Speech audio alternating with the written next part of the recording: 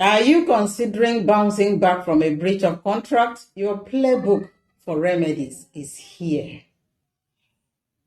What would you do if someone suddenly broke a contract that you relied on? Will you just walk away and let it go? Or will you start fighting with the person? Or will you start cursing and swearing? How would that help you? When someone chooses to be careless with a contract, it's like getting what you want and then discovering someone else took it away. So it can be painful. But don't worry. You can easily make some fixes for those contract mistakes, whether you are seeking compensation or you just want a chance to get back in the game. Let's explore how you can turn that contractual fumble into a sweet comeback. It is well known in law that where there has been a wrong, there should be a remedy. If you lose money because a contract is not kept, the law says you should be paid back. So you are in the same situation that you would have been in if the contract had been followed. Legal remedies are therefore the ways the court helps people when their rights are violated. There are tools used in the legal system to provide solutions and fix problems. Remedies can include things like money payment, stopping harmful actions, making someone complete a contract, or returning something taken. Each type of remedy is meant for different situations and seeks to help the person harmed by putting them back in a good position, whether that is through getting money back or stopping bad behavior or making sure promises are kept. For law-abiding citizens, knowing about these remedies is helpful because it shows how justice works and how rights are protected. In Nigeria, the laws about fixing problems in contract and when contract is broken come mainly from common laws. These laws set out basic rules for what contracts require and what happens if those rules are not followed. There are also specific laws made to deal with particular situations. Furthermore, court rules, previous court cases, and legal decisions help explain and apply these common law rules. Together, these laws create a system that shows how to handle contract breaches and provide clear ways for people to seek help if a contract is not honored. Hi, I am Aret, a legal practitioner and property consultant based in Lagos and passionate about making legal complexities understandable and accessible for everyone. And this is Legal Tips with Aret, a platform where we explore various aspects of legal advice and guidance. Our objective is to deliver useful information and guidance that will enable you to confidently and effectively manage the complexities of legal issues. I am happy to have you join me today. Whether you are a first-time viewer or a returning friend, your presence here is truly appreciated. Please make your presence felt and your voice heard by subscribing, liking, commenting, and sharing this video to help spread the knowledge. So, what remedies can you get in the event of a breach of contract? Number one, damages. This is the financial compensation awarded by law to a person for the legal wrong done to him. It can be general damages, special damages, or consequential damages. General damages are paid to make up for the benefits that were expected from the contract. General damages aim to restore the injured party to the position that they would have been in had the breach not occurred. It comes to play where the judge has to use his judicial discretion. It includes considerations of lost profit, additional expenses incurred as a direct result of the breach, and any other financial impact that stemmed from the failure to perform as agreed. It provides a fair remedy for the non-breaching party by mitigating the loss or restoring the expected position.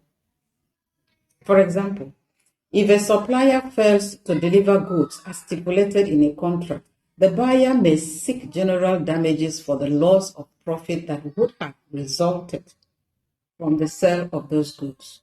The court may also consider the emotional or psychological distress caused by the breach, taking the circumstances surrounding the contract into consideration. Overall, the aim of awarding general damages is to restore the aggrieved party to the position they would have been in had the contract been successfully executed. Special damages, on the other hand, refers to specific quantifiable losses that a party incurs as a direct result of the failure of the other party to fulfill their contractual obligations. They are intended to compensate the injured party for the losses that can be clearly demonstrated and substantiated with evidence. For example, a supplier fails to deliver goods that the buyer had specifically ordered for a specific purpose. Due to the supplier's breach of contract, the buyer not only loses out on the specific purpose, but also incur additional costs. He may have to procure the goods from another source to fill the gap, probably at a higher cost. In this instance, the buyer's special damages could include the extra cost associated with acquiring the goods, any lost profit from the sale that couldn't be made due to the breach, and possibly even the cost related to marketing and logistics that were wasted because of the inability to make the supply, so long as you can prove it. There is also the consequential damages where there were specific circumstances surrounding the case and the breaching party had knowledge of such circumstances at the point the contract was entered into. For example, a situation where the supplier fails to deliver materials on time, causing the client to miss a critical deadline. If the supplier was aware of the deadline's importance when entering into the contract, they could be held liable for the resulting losses experienced by the client. Let's just say you have a training to conduct and you need a hall for a particular date, and the supplier is aware but did not provide the hall. He will or can be held liable. The second remedy is specific performance. Specific performance is the legal action ordered by a court that requires a person to fulfill their promises in a contract as they originally agreed. This remedy is particularly important in situations where monetary damages would be insufficient to remedy the situation or to restore the injured party to their rightful position. It is most commonly applied in cases involving unique goods or properties, where simply providing financial compensation would not equate to the value of the specific item in question. For example, in a contract for the sale of a rare artwork or in a distinctive piece of real estate, the inability to procure the exact item could result in a loss far greater than mere financial restitution.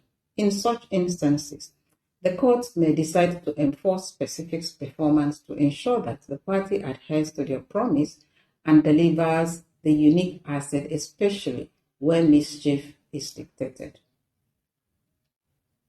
Number 3, an injunction. This is a court order that requires you to do something, or tells you to not to do something. This is to protect the rights of people or groups involved in disagreement. For example, a court might give an order to stop someone from breaking a contract, making sure everyone follows what they agreed to do. Injunctions are also important for enforcing non-compete agreement, which stops people from competing with each other for a certain period of time or in a specific area. Injunctions are important for keeping business interests safe and ensuring fair competition. In short, injunctions are necessary legal tools that support contract and stop possible harm from the actions of one party. Number 4, rescission. Rescission is a remedy that permits one party to nullify the contract and protect themselves from any responsibilities or obligations that were initially stipulated within the contract. It can be allowed in certain cases, like when one person gives wrong information that affects the other person's choice. It can also happen when in situations where dishonesty or fraud is used to gain an unfair benefit over the other party. Also, rescission may be necessary when one person puts undue pressure on another person, which makes it hard for them to make informed and free choices. For example, if someone is forced to sign a contract because of pressure from a family member or an advisor, a court might decide to cancel the contract to protect that person's rights and make sure the deal is fair to both parties. Number 5, quantum merit. Quantum merit is a rule that ensures fair payment when a contract is broken or not completely finished. This situation allows someone who has been wronged to ask for payment for the work they have done, the portion of work they have done, or the services they have provided. It makes sure that people are paid according to the real value the other person gets. This promotes fairness in contract. It acts as an important way to stop unfair gain, making sure that one person doesn't benefit unfairly while hurting someone else, even if there isn't a complete agreement. In conclusion, when one party fails to uphold their end of an agreement, the injured party has several avenues to pursue in seeking redress. These remedies, as we have seen, include the possibility of recovering damages, which may be compensatory or punitive in nature, ensuring that the non-breaching party is made whole. Also, there may be a request for specific performance, which compels the defaulting party to fulfill their obligations as outlined in the contract, particularly in cases where monetary damages would be insufficient to address the breach. The court may also issue injunctions to prevent further harm or rescission, to nullify the contract entirely should it be deemed unviable or unjust. Quantum merit may also be pursued, allowing for compensation based on the value of services rendered when a contract is implied or partially performed. The particular remedy sought will depend on the unique circumstances surrounding the breach and the intrinsic nature of the contract at hand. The affected parties will seek redress by presenting their claims through the appropriate court system, where established laws, legal principles, and precedents will be employed to arrive at the final outcome of the proceedings. This process emphasizes how important it is to know your legal rights and choices if something goes wrong, and it shows the need to get professional legal help for a better solution. I sincerely hope that everything we've discussed today makes sense. If you found value, please show your support by subscribing to our channel, Legal Tips with Aret, and liking this video, sharing it with your friends and family. Also, click the notification bell so you won't miss out on any of our upcoming content, as we have plenty more exciting videos in the pipeline. Until then, remain blessed.